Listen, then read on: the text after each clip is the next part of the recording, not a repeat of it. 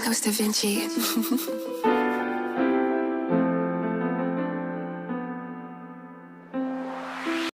What's good, YouTube? Just checking back in. Um, for a load board Tuesday, I have a lot of requests. I think I like 3 or something like that. So I'm gonna do Tuesday. Since I ain't got nothing to do, I ain't been driving. Truck still down. It's not in a shop. It's just because the insurance company basically wants me shut down. But I'm not gonna be down. Listen. Basically, if they talk about parts on back order, I'm just gonna have to drive my truck. I gave them a week of this shutdown stuff, but I can't stay shut down. So, all right, we got, I think the first one they wanted me to take a look at was, I think it was Kalamazoo, Michigan.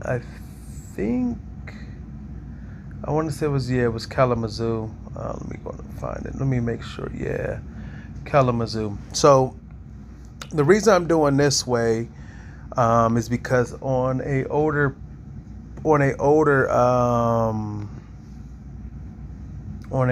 post, somebody wanted to know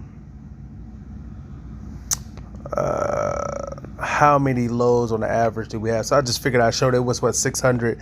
That's what's remaining That's what's remaining right now. Right. So, and plus this way, I think I could show up to 250 without it messing up. Basically. Right.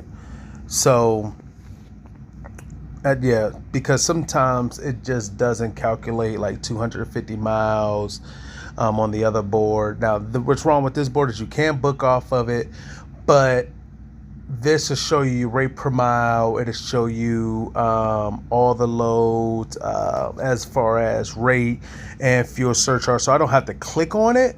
I'll just, I could just filter, right? So we're just going to filter rate, obviously rate per mile. And as it sit right now, and that's 250 miles around Kalamazoo, Michigan. I think they wanted 150, so I figured I'd just do 250 because that's about the max I'm willing to go on a deadhead. So for $4 a mile, you got Frankfort, Indiana, which I'm 90% sure is Frito-Lay. Going down to Shepherdsville, Kentucky. Romeoville to Missouri. Chicago to Findlay. I'd usually do that run. Very easy, very short, pays very well. Fremont, Ohio to Indianapolis. I think that goes to Tractor Supply. Yeah. I'm not quite sure about these other ones. Here's a couple Kalamazoos going down. Now this, if I'm not mistaken, is General Mills, but I could be wrong. But I think that's right. Shelby's right by my house. That's MTD. That's usually going to a Lowe's or a Lowe's because usually it's the lawnmowers, and they're not that heavy. Even though it says 34,000, they're like 21,000 pounds. This isn't bad. I know I got away from using this load board because a lot of people said they didn't like it. I'm not sure why.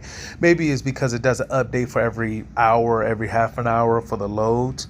But I think it shows a little bit more information when it comes to the rate per mile. It shows you the weight right away. It shows you line haul. Here's a good one. What's this? $2,000. Going roughly 600 miles, so that's a little bit over $3, $3 a mile, so that's not too bad. Oh, it's 364. I forgot I could see that. This is going to Walmart. I don't think it's too bad coming 250 miles around Kalamazoo. It's plenty of loads. Okay. I like doing these ones from here, but normally I get them going to the Grove City, Ohio. That's like my home load, but I don't do that one itself. See, yeah, see. Oh, going to Groveport. They usually drop off between 5, 6, and 7 in the morning. Yeah. There's a 6, 6, 7, 7, and stuff like that. That's usually my logo at home. Now, 51 cents.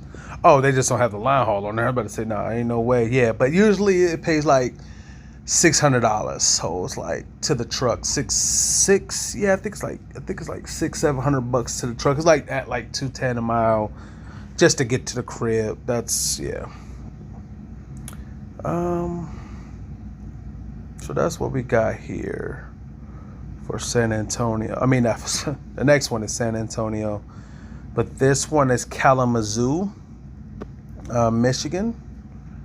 Sorry, my phone is going off. I think it's my damn tree outside that's going off. It was Cedar Rapids was the other one. My bad. I knew it was one. I forgot. Here. Oh, it was the mailman that time. And what is it? Is it? I want to say it's. Yeah. Antonio, Texas. Yes, I'm not the greatest speller when it comes to stuff like that. So we're gonna do 250 miles around San Antonio, and then we're gonna do Cedar Rapids, Iowa, which is it shouldn't catch. It shouldn't catch Michigan at all. That should still put you in what? Yeah. So how's y'all guys' weekend and week going? Mine's obviously, I'm at the crib. Not too happy about it, but it is what it is. Arlington to Louisville, Texas. Lancaster to Austin. Now these are just little fluke loads. I mean, 28 miles still ain't too bad for like $300, $200 or something, $250 or something like that. So, but some of these drivers be like, nah, we need $700 to go 28 miles. That's how some of people be thinking, but maybe they right. I don't know. But yeah. For me, yeah, I would be kind of upset if I had to sit on that, but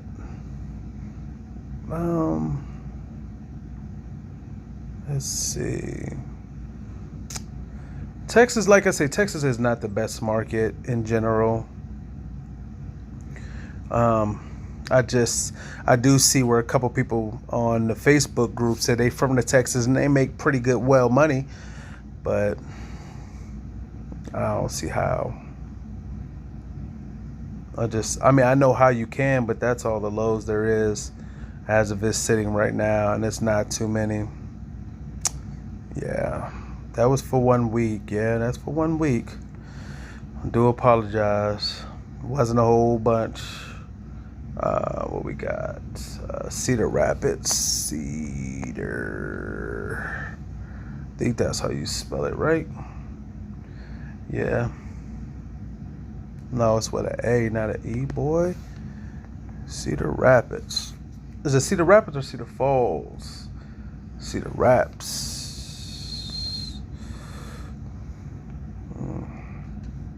I like going to Iowa. It isn't too bad. Iowa's not that bad.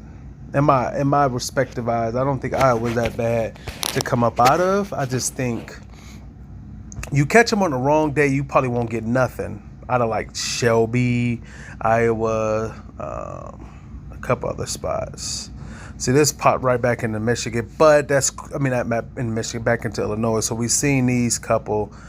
We didn't get to see this one. But like I said, 250 miles is pretty good. There's your last little load going for $3. Sorry about that. This wouldn't be too bad for the simple fact it's going right into Indiana, right? That's not too bad because you're going to be still in that general area. You can pick something up from Indiana, head back to Iowa, or head back kind of close to Iowa. And there was one more load somewhere else they wanted me to take a look. I think it was in California, I think.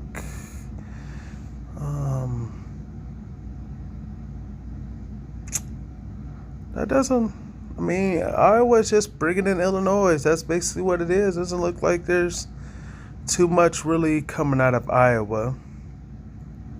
Let's take a look here. All right. Let's see.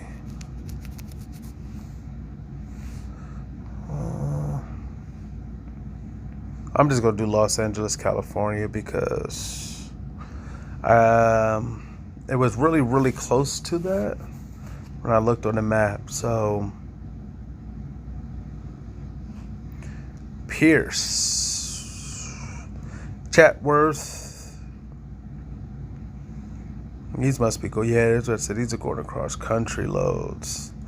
Let's see what the biggest rate paying. 4,000.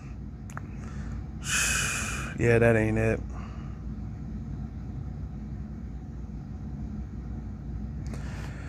Yeah, I mean, this is all they got. I'm gonna go ahead and go back to the original. Part of it is a whole bunch coming out of California. Do apologize. Matter of fact, let's just go ahead and close it out and reopen it. So it's 602 in there right now. Look like Georgia might have the top spot. Nope, this is good old Ohio so far.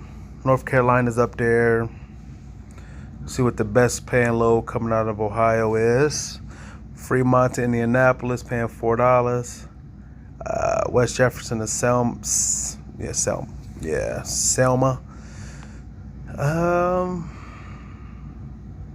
I did these ones before. Let me see what else. I wouldn't go nowhere near Maryland right now because that bridge is out, so it's gonna be a tough time getting in and out of there until that bridge is restored and all the traffic is not being detoured. So I would, really look out for that. So let me explain right before I get off here what I mean by this 602, so people can truly understand. 602 loads is what they have as we speak right now that needs to be covered. I know a lot of y'all see Landstar load board to be 56,000. Their stuff comes directly from the spot market. So yes, it's going to be 3,000 times more than what they have here, right? This is all contract freight. This isn't the outside market freight. This isn't the market freight for the other outside. If you have your own authority and you not leased on, but you're running JB Hunt Freight. This is not that board. So this is 602 loads that needs to be covered for the next 4 days. Now you're probably thinking for 4 days you only got 600. No, that's what's today. So tomorrow it's going to be different. It could be it could drop down to 500. It could jump up to 800. That just means 200 extra loads was just not covered for the remaining of the week, or loads been found and loads have been added. You got to think every day loads are added on and some are taken off. So I'm not trying to sit here and make it seem like JB Hunt has all the freight in the world. It's just that some freight is